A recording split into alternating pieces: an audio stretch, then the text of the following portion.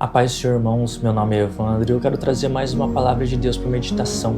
Ela se encontra no livro de Daniel, o capítulo de número 1, a partir do verso número 8. Diz assim a palavra: Resolveu Daniel, firmemente, não contaminar-se com as finas iguarias do rei, nem com o vinho que ele bebia. Então pediu ao chefe dos eunucos que lhe permitisse não contaminar-se. Ora, Deus concedeu a Daniel misericórdia e compreensão da parte do chefe dos eunucos. No momento dessa palavra, aqui o povo de Jerusalém ele tinha sido levado cativo, estava se cumprindo uma promessa feita muitos anos atrás de que aquele povo seria levado cativo para uma terra estranha. E a finalidade de levar aquele povo era para que eles servissem como escravos. E como sempre era feito, o rei ele determinava que algumas pessoas fossem separadas. Geralmente eram filhos dos reis, filhos de outras pessoas do alto clero ali, nobres, por serem inteligentes, ser pessoas geralmente bonitas, pessoas letradas, pessoas mais cultas, para que servissem diretamente ao rei. E assim também foi feito. Dentre os homens que foi levado, separado pelo chefe dos eunucos, encontrava-se Daniel, um jovem temente a Deus, que servia a Deus independente da circunstância. Aqui, o rei ele começa a determinar, além de que o chefe dos eunucos traga esses jovens para lhe servir, que eles sejam ensinados conforme tudo aquilo que a terra da Babilônia vivia e servia, sejam deuses, sejam costumes, sejam alimentação. Especificamente nessa palavra, o chefe dos eunucos recebe a ordem do rei da Babilônia para que os jovens se alimentem de uma forma, bebam o mesmo vinho que o rei bebe, para que eles aprendam a maneira que eles devem se comportar e o que eles devem comer. No entanto, Daniel vem e pede para que o chefe dos eunucos autorize que ele se alimente da forma que ele se alimentava na terra de Jerusalém.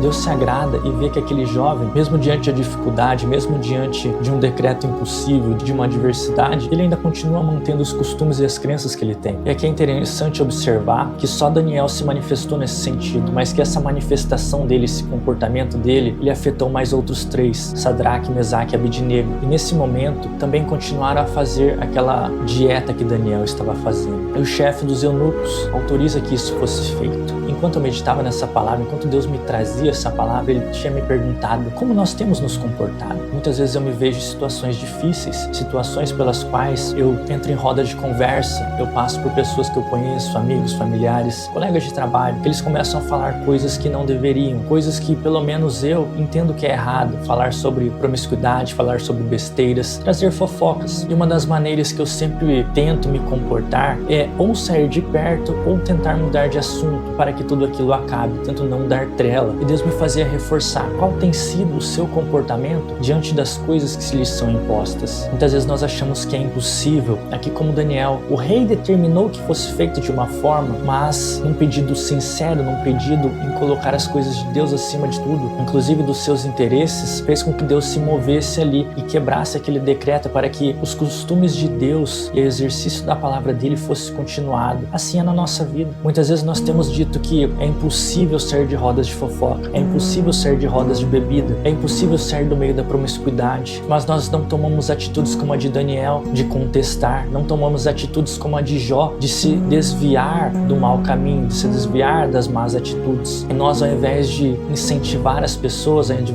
ao invés de demonstrar quem é Deus na nossa vida, de resplandecer a Cristo nas nossas atitudes, nós temos permitido que as pessoas nos vejam como pessoas fracas. Nós não temos iluminado as pessoas como deveríamos. Enquanto eu meditava nessa parte, Deus me trazia sobre o exemplo. O mais claro e clássico que eu lembro é do pai. Geralmente, quando uma criança é pequena, o exemplo que ela tem é de um pai. Ela quer seguir os passos, ela quer ser como o pai ou a mãe é. Quando o pai ou a mãe é responsável, quando eles são pessoas exemplares para os filhos, ambos vão despertar neles um comportamento diferente. Quando um pai ou uma mãe fazem tudo de errado, os filhos eles não vão querer seguir. Isso era o que Deus me trazia. Muitas vezes nós somos cristãos só dentro da igreja. Nosso comportamento, nossa língua só são travadas quando não estamos expostos a locais que devemos nos posicionar. E muitas vezes nós não posicionamos e deixamos de resplandecer às outras pessoas como é bom ser cristão, como é bom ser um praticante da palavra de Cristo. E de maneira totalmente diferente, nós vamos criando uma aversão. Eu tenho certeza que aqui todos já ouviram: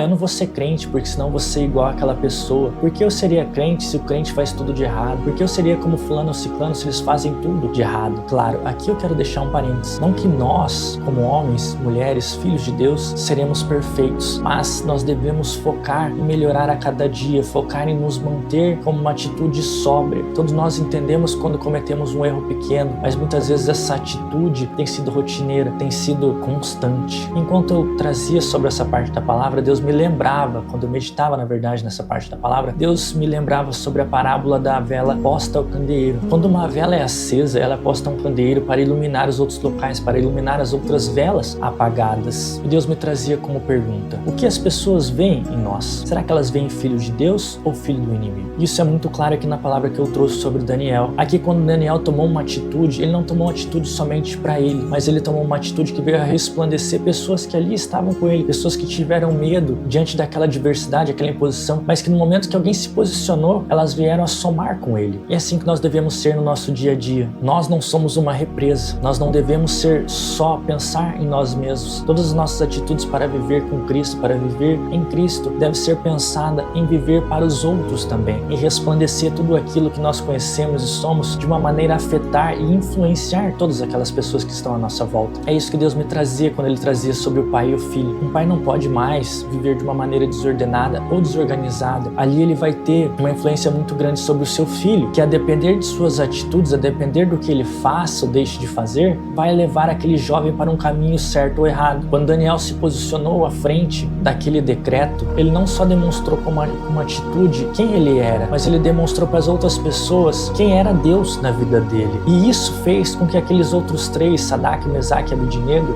seguissem os seus passos, se colocassem e lembrassem de fé e força para continuar seguindo os caminhos de Deus, independente do que fosse acontecer. Esse é um dos grandes reflexos que nós devemos ter na nossa vida. Nos perguntar quem nós temos refletido. Será que eu tenho refletido a Deus na minha vida durante o meu dia a dia, seja no trabalho, seja no meio da família, seja nos amigos, ou eu tenho refletido o inimigo? Será que com suas atitudes você tem motivado as pessoas a seguir a Deus ou a continuar a fazendo todas aquelas coisas erradas que elas vinham fazendo? E sobre essa importância de refletirmos a Deus, eu quero te lembrar o que há escrito no livro de Isaías, capítulo de número 60, verso de número 2. Diz assim: porque eis que as trevas cobrem a terra, e a escuridão os povos, mas sobre ti aparece resplandente o Senhor, e a sua glória se vê sobre ti. A importância de nos portarmos como servo de Deus não é só para nós. Mais uma vez, Deus ele não quer que sejamos represa, que fazemos só por nós. Aqui nós estamos para servir a Deus e a todas as outras pessoas que estão à nossa volta. Eu quero te convidar a ser mais uma vela acesa no meio de todas essas que estão apagadas. Muitas vezes não é culpa delas que elas estão apagadas, mas é culpa de pessoas que, enquanto deveriam dar um bom exemplo, não deram. Quantas pessoas nós conhecemos quantos filhos e filhas nós não conhecemos que, por não ter um pai ou uma mãe que guiasse no caminho que se deve andar, tomaram caminhos diferentes, seja na prostituição, na promiscuidade ou no crime, por falta de alguém estar ali guiando, por falta de uma pessoa levar uma palavra diferente para aquela vida. Eu quero te convidar, venha ser uma luz nesse mundo, venha ser alguém que guia cegos, venha ser alguém que resplandece a Deus, independente de onde esteja. A caminhada não é fácil, mas nós devemos ter o conhecimento e o entendimento de que tudo é possível para aqueles que creem em Jesus. Amém? Eu peço que você curta, que você comente, que você compartilhe essa palavra. Ajude-nos a semear o Evangelho. Que Deus venha abençoar a sua semana e a sua vida, em nome de Jesus.